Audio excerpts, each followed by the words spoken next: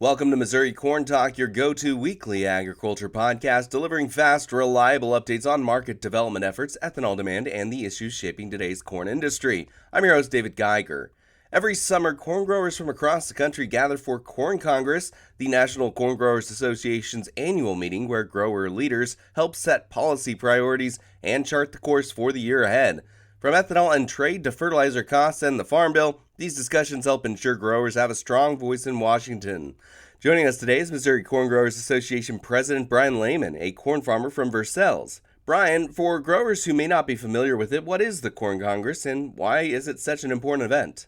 Corn Congress is a pretty important event for, not just Missouri farmers, but all farmers across the Midwest. It's where we shape our national policy. It gives each state delegates to vote on different issues, but we can bring, any issue to the floor and debate it. And it gives Missouri corn a seat at the table on a national level. As you just spoke about, and as I mentioned in the intro there, it is a place to shape national policy. So growers from every corn-producing state can have a chance to debate some of their issues, as well as make sure policy important to them gets in front of the people who might be able to affect it. Tell me about the grassroots efforts side of this. How does that feel while you're there, and what were some of those debates like? Yeah, there's always issues come up that pertain to corn or even outside corn. And some of the issues get thrown out because it's more of a broad issue than straight. We're focusing basically with our corn hats on that we want issues and policies that are going to affect the corn industry. We're all farmers. We grow multiple crops and animals, but when we're there, it's pretty well dead on corn. And so E15 has been a big one for years, and we finally got that through the House earlier this year, but we're still working on it through Congress. The trade, USMCA with Mexico, Canada, that's another policy that we work on that when we go do the visits on Capitol Hill. So Missouri works year-round with the national corn growers, of course, but Corn Congress specifically gives you all a chance to bring Missouri perspectives to that national stage.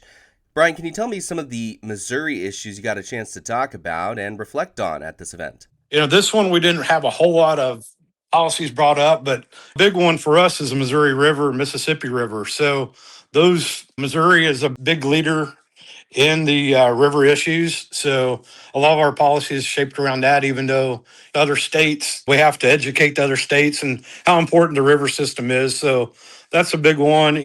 Rail issues and then everyday issues that affect multiple states, but Missouri has a big hold in the Midwest. So a lot of things come through Missouri going through other states. So those actions are important.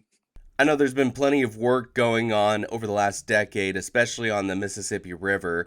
There have been opportunities to repair and make sure funding's there, and I know dredging has been the talk for a bit as well. Is there anything specifically that you want to see happen over the next few years on the Mississippi?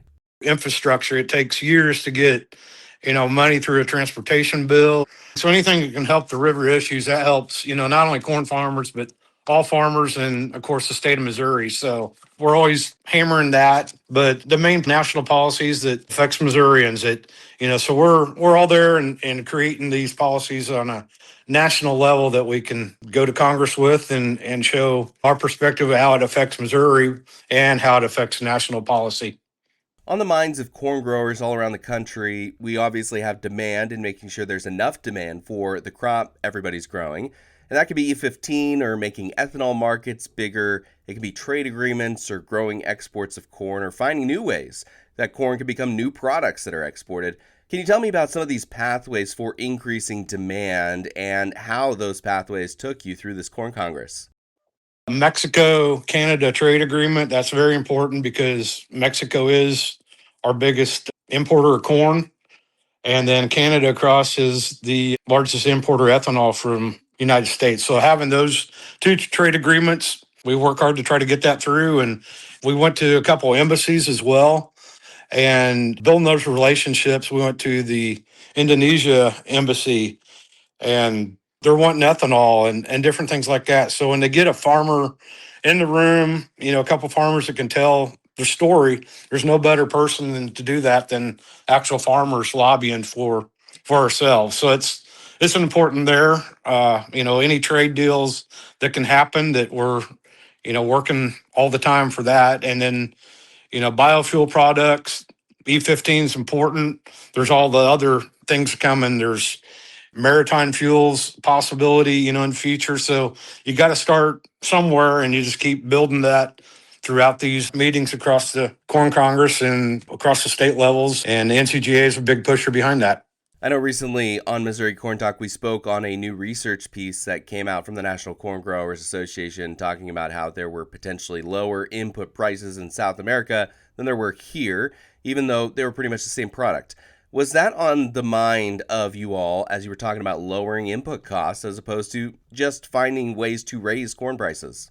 Yes. I mean, that's always, we're wanting to be U.S. treated fairly, U.S. farmers.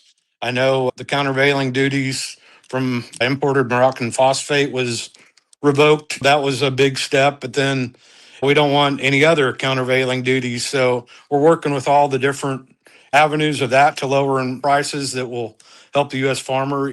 Research on fertilizer, trying to get more places in the U.S. to manufacture that it's cost is a big thing right now, especially with lower prices. So any inputs that we can lower, whether it be through any of those avenues from fertilizer to chemicals, it all makes a big dent in our bottom line. We've touched on it a little bit, the Farm Bill, specifically a modern Farm Bill that is up for debate right now. House passed a version, Senate is working on their version, and then there's going to be some back and forth after that. What was the discussion like at the Corn Congress about the Farm Bill, and what do you hope makes it through into the final bill? Yeah, they're working on that as well. I know base acres, that's always a big talk. Conservation, different states. So we kind of give them a Missouri perspective on that when we're there. And mandatory base update, I think, is pretty well determined by recent planting history. So that's important for Missouri corn farmers, and just having a modern day farm bill. We just need it for our future, and let's get it across the line. So it's very important to Missouri farmers and national corn farmers as well. Brian, what are some of the ways folks can stay up to date on Corn Congress and a lot of these other efforts that are going on from the Missouri corn growers and the national corn growers? Because it's all part of this grassroots movement of farmers trying their best to represent themselves on a national stage. What we want, corn farmers to be involved in Missouri Corn. I know we have social media channels that we try to give input through, of course, our website. And then we have Corn Roots Leadership Program through Missouri Corn. And we're fortunate to have, I think, 5 or 6 join us out in Washington, D.C., and kind of show them the leadership that we go through, what we're doing to build the leaders for the next generation. We want people to be involved, not only, on a local level growing corn, but state level coming to Jeff City for different things. And then on the national level as well, being involved. And farmers aren't involved, then we're not sitting at the table. And that's what it's about, is to be involved in any industry, and especially the corn industry for the future. Brian, before I let you go, I definitely want to check out what's going on locally on the farm. Can you tell me what your crop looks like and what the farm is doing so far this year? We're looking a lot better than we have in the last 3 years. Yeah, corn's looking pretty good around here as a whole in central Missouri. So we're pretty optimistic right now, but we're always 2 weeks away from a drought here, it seems like. But so far, we're happy and pleased with the way things are going.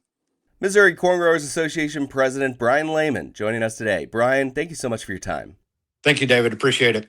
Corn Congress serves as an important reminder that the future of agriculture is shaped by farmers who are willing to get involved. Whether it's advocating for year-round E15, protecting export markets, improving the Farm Bill, or addressing fertilizer costs, MCGA is working to ensure growers have a strong voice at both the state and national levels.